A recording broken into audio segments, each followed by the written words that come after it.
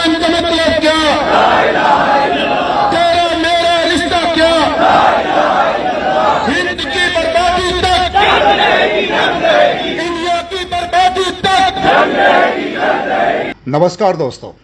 Operation सिंदूर के बाद cease fire हो जाने के उपरांत देश का राजनीतिक मिजाज बहुत गर्म है। एक तरफ जहां इंडी गठबंधन सरकार पर कई किस्म के सवाल उठा रहा है, तो दूसरी तरफ आज जनता भी सीज फायर से खुश नजर नहीं आती।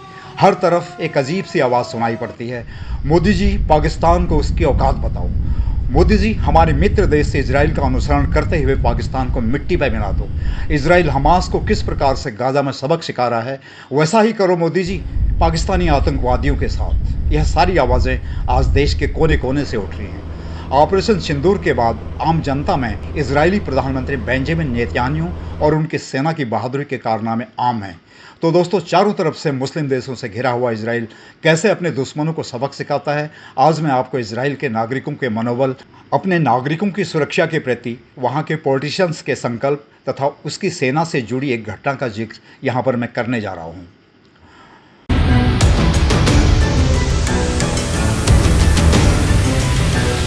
दोस्तों, क्या आपने कभी सोचा है एक देश जब अपने नागरिकों की सुरक्षा के लिए संघर्ष करता है तो पूरी दुनिया उसे कैसे देखती है? क्या हम समझ पाते हैं कि इजराइल जैसे देश जो लगातार आतंकवादी हमलों के शिकार हैं, अपनी सुरक्षा के लिए क्या कदम उठाते हैं? और क्या भारत जो आतंकवाद से जूझ रहा है, इस संघर्ष में इजराइल के साथ खड़ा हो सकता है?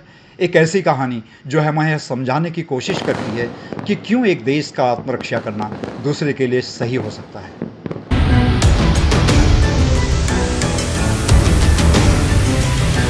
तो आइए चलते हैं हम अपनी कहानी की ओर। दोस्तों, मध्य पूर्व का आसमान उस समय तनाव से भरा था, जैसे तूफान आने से पहले की खामोशी हो। 1967 का वह साल था और इजराइल एक छोटा सा नया राष्ट्र अपने दुश्मनों से घिरा हुआ था। मिस्र, सीरिया, जॉर्डन और अन्य अरब देशों की सेनाएं इजराइल की सीमाओं पर इकट्ठा हो रही थी। उनके इरादे साफ थे, विश्व के नक्शे से इजराइल का नामो निशान मिटा देना। और इस बारे में इजराइल के लोग, किसान, वहाँ के शिक्षक, सैनिक, हर कोई जानता था कि उनके ऊपर तलवार लटक रही है। वे डर रहे थे, चिंतित थे अपने बच्चों के भविष्य को लेकर। लेकिन उस डर और चिंता के साथ एक और चीज़ थी, वह था उनका दृढ़ संकल्प, अपने घर की रक्षा करने का, अपने परिवारों को बचाने का, अपने अस्तित्व के लिए लड़ने का दृढ़ संकल्प। उन्होंने चिंता छोड़ दुश्मन का सामना करने के लिए कमर कस ली। उधर इजराइल के नेता भी जानते थे कि अगर उन्होंने इंतजार किया तो अंत सुनिश्चित है। उन्हें कुछ करना था, कुछ ऐसा जो उनके दुश्मनों ने सोचा भी न हो, और उन्होंने किया भी।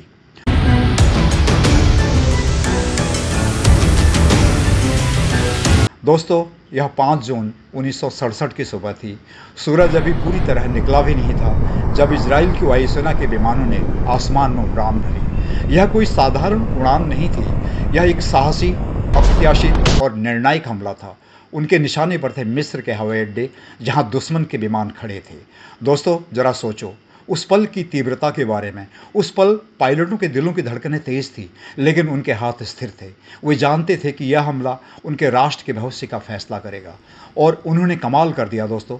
एक के बाद एक मिस्र के विमान हवा में ही या फिर जमीन पर ही नष्ट होते गए। यह दुश्मन के लिए एक ज़बरदस्त झटका था, एक ऐसा झटका जिससे वे उभर ही नहीं पाए। दुश्मन की सारी तैयारियों का इजराइल के जाबाज पायलटों ने धज्जियां उड़ा कर रख दी थी। यह सिर्फ एक हमला नहीं था दोस्तों, यह रणनीति का कमाल था। इजराइल ने पहले दुश्मन की सबसे बड़ी ताकत, उसकी वायुसेना को ही पंगु बना दिया, लेकिन लड़ाई अभी खत्म नहीं हुई थी। वायुसेना के इस शानदार प्रदर्शन के बाद इजराइल की जमीनी सेना ने मोर्चा संभाला।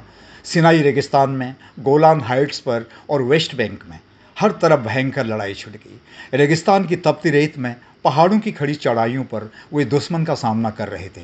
उनके पास शायद दुश्मन की जितनी संख्या या उनके बराबर हथियार नहीं थे, लेकिन उनके पास अगर कुछ था तो वह थी अटूट भावना, देश प्रेम और एक दूसरे के लिए प्यार और जीतने का जुनून।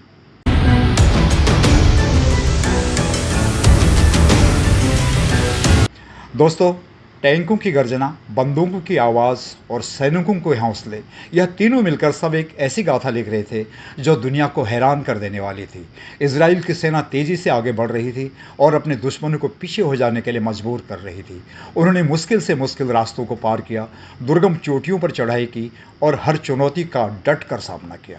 दोस्तों, यह युद्ध सिर्फ 6 दिनों तक चला, सिर्फ 6 दिनों तक। लेकिन इन 6 दिनों में नया इतिहास रच दिया गया। इजराइल ने अपने दुश्मनों को निर्णायक हार दी। उन्होंने सिनाई प्रायद्वीप, गोलान हाइट्स, वेस्ट बैंक और पूर्वी यरूशलेम पर नियंत्रण हासिल कर लिया। दोस्तों, यह सिर्फ सैन्य जीत नहीं थी, यह इजराइल के अस्तित्व की जीत थी। उन्होंने दुनिया को दिखा दिया कि वे लड़ने और जीतने के लिए तैयार हैं।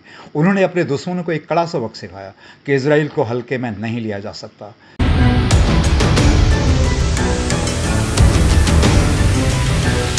दोस्तों, यह कहानी सिर्फ टैंकों और विमानों की नहीं थी। यह उन लोगों की कहानी है जिन्होंने अपने घर की रक्षा के लिए अपने सब कुछ दांव पर लगा दिया। यह उन परिवारों की कहानी है जिन्होंने अपने प्रियजनों को युद्ध में भेजा और उनके लौटने का इंतजार किया। यह उस राष्ट्र की कहानी है जिसने अपने अस्तित्व के संकट का सामना किया और बेहद मजबूत होकर उभरा। दोस्तों, इजराइल की इस जीत में गर्व था, हाँ, बहुत गर्व, लेकिन इसमें दुख भी था। उन लोगों को खोने का दुख जिन्होंने अपनी जान गंवा दी। यह एक जटिल जीत थी जिसके घाव आज भी ताज़ा है।